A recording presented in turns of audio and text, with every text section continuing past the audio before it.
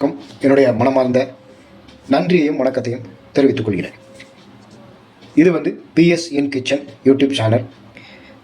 இன்னைக்கு நாம் பார்த்தீங்கன்னா வறுத்து அரைச்ச ஒரு குழம்பு பண்ண போகிறேன். இதுக்கு நான் எடுத்துருக்கக்கூடிய காய்கள், ஸ்பைசஸ் இதெல்லாம் பற்றி சொல்கிறேன். இது பார்த்தீங்கன்னா சேம் லைக் பொரிச்ச குழம்பு மாதிரியே இருக்கும், செம்ம டேஸ்ட்டாக இருக்கும். உண்மையிலே இதே மாதிரி நீங்கள் செய்து பார்த்தீங்க அப்படின்னா இந்த குழம்புனுடைய டேஸ்ட் பார்த்தீங்கன்னா மேலும் மேலும் இந்த குழம்பை போட்டு நம்ம சாப்பிட்ற நம்மளை தூண்டும். அந்த அளவுக்கு இது செம்ம டேஸ்ட்டாக இருக்கும். இதை எப்படி பண்ணுறது அப்படிங்கிறத நாம் இன்றைக்கி பார்க்கலாம். இதுக்கு நான் தேவையான ஸ்பைசஸ்ன்னு பார்த்தீங்கன்னா துவரம்பருப்பு, வெந்தயம், சீரகம், மிளகு, மிளகாய் வத்தல், மல்லி, தனியா, அப்புறம் தக்காளி, பாசிப்பருப்பு இதெல்லாம் எடுத்திருக்கேன். அதேமாதிரி காய்கறிகள்னு பார்த்தீங்கன்னா வெங்காயம், கேரட்டு, பீன்ஸு, மஞ்சள் பூசணிக்காய், அப்புறம் கத்திரிக்காய், இது மட்டும் எடுத்துருக்கேன். இது செய்கிறதுக்கு, இந்த குழம்பு செய்கிறதுக்கு. இது எப்படி செய்கிறது அப்படிங்கிறத இப்போ நம்ம பார்க்கலாம். அதுக்கு முன்னாடி நம்ம சேனலுக்கு இது வரைக்கும் சப்ஸ்கிரைப் பண்ணாதவங்க இப்போவே சப்ஸ்கிரைப் பண்ணிக்காங்க. அப்படியே நம்ம வீடியோக்களுக்கு ஒரு லைக்கும் கொடுத்துருங்க. எல்லாருக்கும் ஷேர் பண்ணுங்கள், அதுதான் ரொம்ப முக்கியம். இந்த வீடியோ பார்த்திங்கன்னா இந்த சமையல் ஃபுல்லாக வெஜிடேரியன் சமையல். கிட்டத்தட்ட இது ஐயர் வீட்டு சமையல் அப்படின்னு நீங்கள் எடுத்துக்கலாம். இப்போது நம்ம எப்படி பண்ணுறது அப்படிங்கிறத பார்க்கலாம்.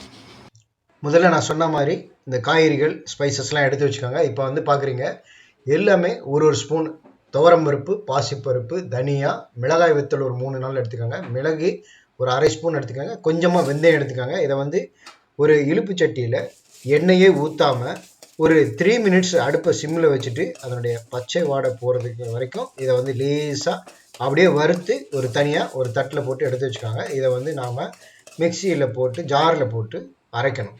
இப்போது அதை ஆற வச்சுருங்க. இப்போ லேசாக வறுத்துட்டோம், ஒரு 3 மினிட்ஸ் வறுத்தா போதும். ஒரு தட்டில் போட்டு ஆற வச்சுட்டு அப்புறமா நம்ம இதை மிக்சி ஜாரில் போட்டு அரைக்கணும்.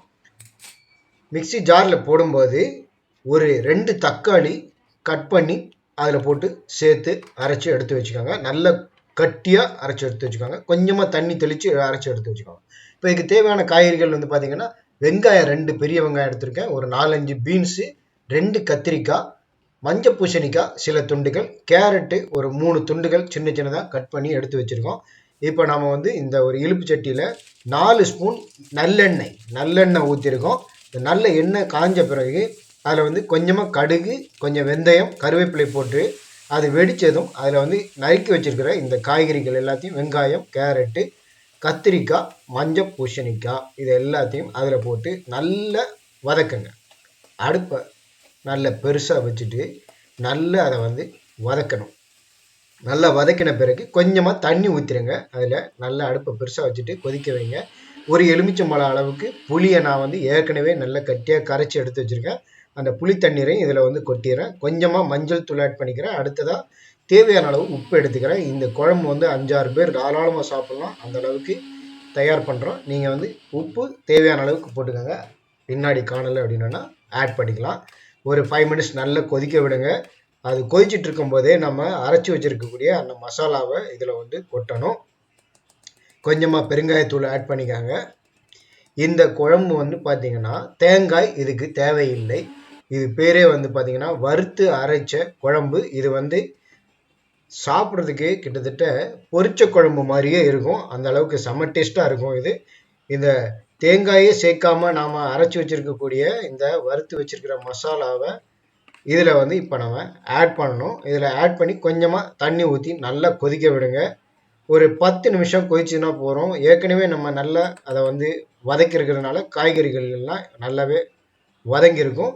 அதுக்கப்புறம் கொஞ்சமாக தண்ணி ஊற்றி நீங்கள் கொதிக்க வச்சா போகிறோம். ஒரு 5 to 10 மினிட்ஸ் அதிகபட்சம் நல்லா கொதிக்க வச்சிட்டிங்கன்னா இந்த குழம்பு சாப்பிட்றதுக்கு தயாராகிடும். இது நான் சொன்ன மாதிரியே பொரிச்ச குழம்பு மாதிரியே இருக்கும். இதில் என்னென்னா நம்ம தேங்காய் மட்டும்தான் ஆட் பண்ணல, மற்றபடி எல்லாமே இதில் ஆட் பண்ணியிருக்கோம். இந்த குழம்பு ஊற்றி சுட சுட சாத்தில் இந்த குழம்பை நெய் ஊற்றிட்டு இந்த குழம்பை விட்டு நம்ம சாப்பிட்டோம்னா செம்ம டேஸ்ட்டாக இருக்கும். இதுக்கு சைட் டிஷ்ஷாக அப்பளம், அப்புறம் ஏதோ ஒரு கூட்டு அல்லது ஒரு பொரியல் இருந்துன்னா போகிறோம். இந்த குழம்பு விட்டு அப்படியே நம்ம சாப்பிட்லாம், வெறுமனே சாப்பிட்லாம், செம்ம டேஸ்ட்டாக இருக்கும். இதே மாதிரி நீங்களும் உங்கள் வீட்டில் செய்து பாருங்கள். பார்த்துட்டு நம்ம வீடியோ பதிவுகளை கமெண்ட்டுகளை தெரிவிங்க. வீடியோ பிடிச்சதுனா லைக் பண்ணுங்கள், எல்லாருக்கும் ஷேர் பண்ணுங்கள். இது அப்படியே பொரிச்ச குழம்பு மாதிரியே இருக்கும். அது மட்டும் இல்லாமல் இதில் மல்டி வெஜிடபிள்ஸ் நம்ம ஆட் பண்ணியிருக்கோம். இம்யூனிட்டி பவர், நோய் எதிர்ப்பு சக்தியை அதிகப்படுத்தும். இது ரொம்ப நல்லாவே இருக்கும். மறக்காம நம்ம பிஎஸ்என் கிச்சன் யூடியூப் சேனலுக்கு அடுத்தடுத்த இது போன்ற வெஜிடேரியன் சமையல் வீடியோக்களுக்கு சேனலை சப்ஸ்கிரைப் பண்ணுங்க. நன்றி.